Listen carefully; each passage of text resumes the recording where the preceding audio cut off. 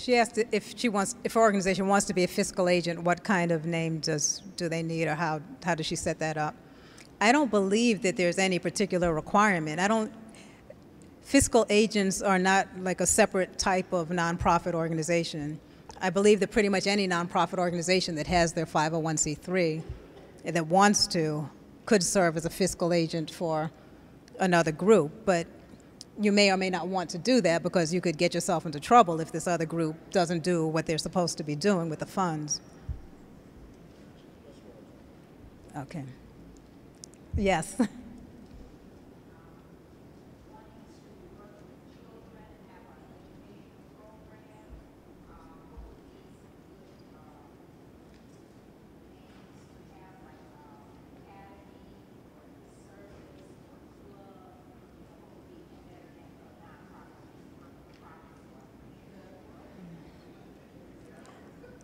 Okay, she was asking about a good name for an organization that wants to work with children. That question is too specific for me. That's something that you and the board will need to sit down and hash out, because something you want to find out is, you don't want to have the same name or a name that's very similar to another organization in the community so that people get confused. So that's something that you really need to hash out.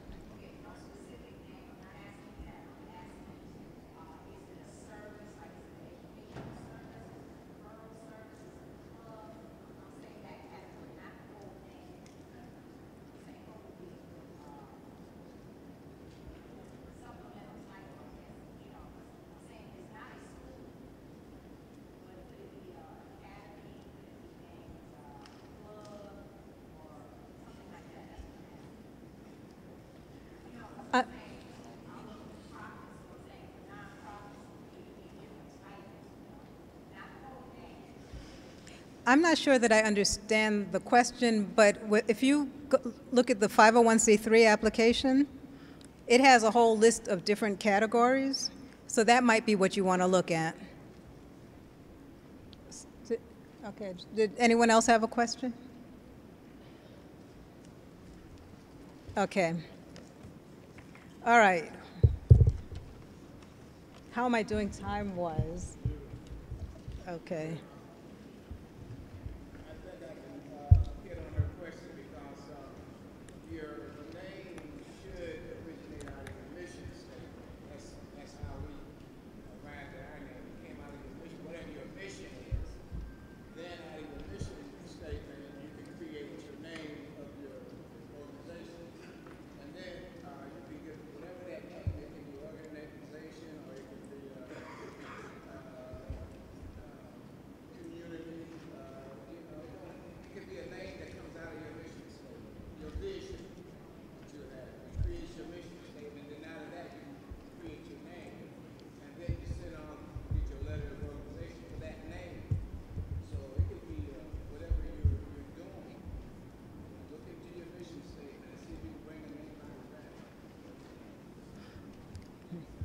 Okay, we're going to move on to the document that on the top says Department of Health and Human Services, Administration for Children and Families.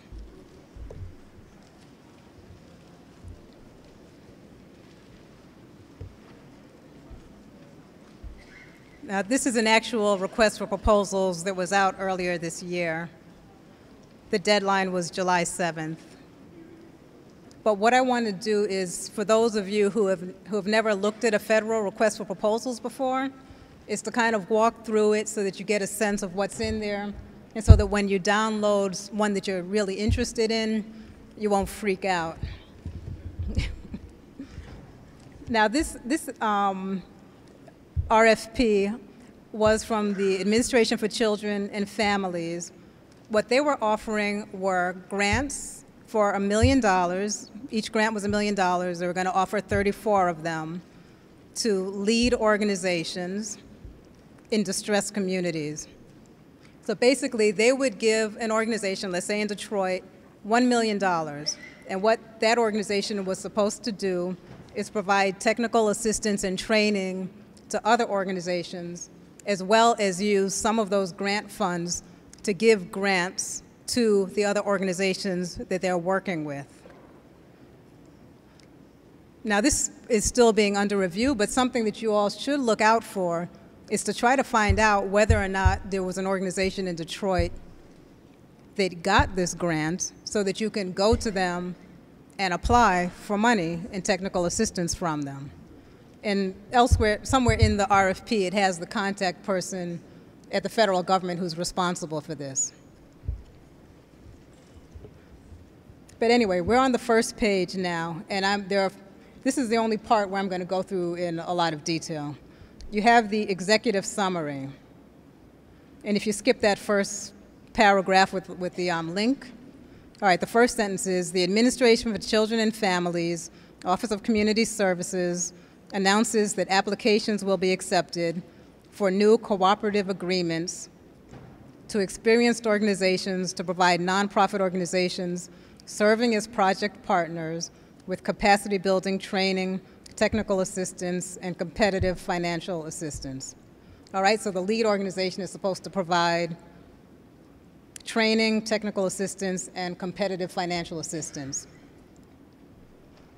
The focus of this program is to build the capacity of funded projects, nonprofit partners, that's the other groups that are going to apply for subgrants,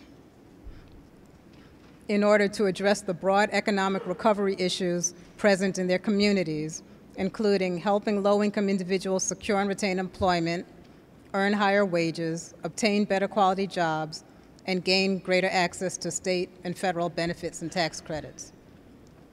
So you know right there, if you're going to apply, you have to say you're applying to be a lead organization, that your plan is to provide training, technical assistance, and competitive financial assistance to the nonprofit partners, which are the other groups in Detroit, in order for those groups to help low-income individuals get employment, higher wages, obtain better quality jobs, gain greater access to state and federal benefits and tax benefits. So they told you, this is what you're applying for. This is what you're going to do.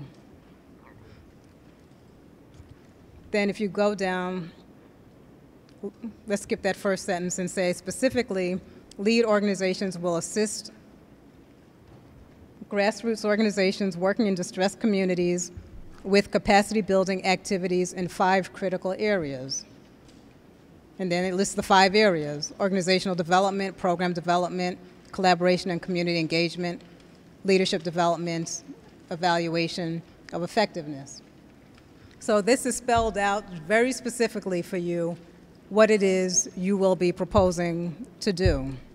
So you don't want to go and start proposing to do something else. You're not going to run a teenage pregnancy program. They've told you what it is that they want you to do. When you write it up, you need to go back and make sure and actually use these headings. I'm going to provide organizational development, and then you describe what that means to you. What exactly are you doing in organizational development? You're going to do program development. What does that mean? This is the thing that I think is good about these federal proposals, is they tell you exactly what to propose. And you should go back and use their language. You don't need to get creative and try to paraphrase and all that stuff. You go back and take that exact sentence and put it in your proposal. This is what you're going to do. And then underneath that, describe in detail how you're going to do it.